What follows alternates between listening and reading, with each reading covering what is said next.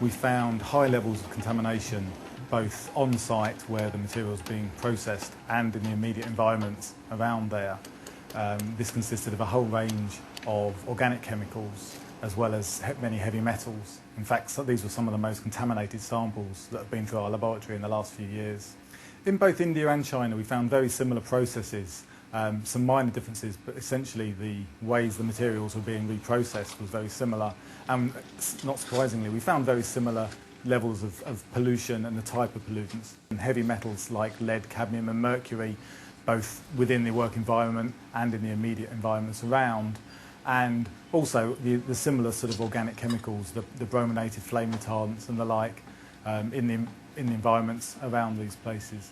The only difference really between India and China was in India the workshops tend to be more enclosed within buildings, whereas in China many of the operations were in the open.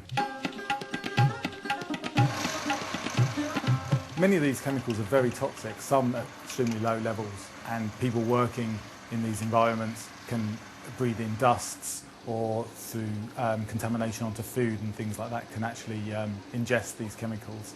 Some of the other organic chemicals present are very persistent in the environment. They can accumulate in human bodies and also have a range of toxic effects.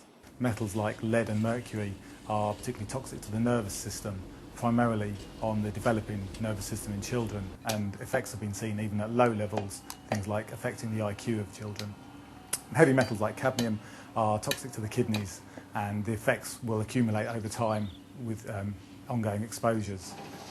The organic chemicals we found, many of them are bioaccumulative. They will build up in human tissues, and many have been linked with effects on the hormone system and other neurological impacts. Once they're in the environment, they do break down very slowly, and it would be extremely difficult to actually start remediating a whole area. And in both China and India, these are residential areas, a lot of the areas where the work is going on.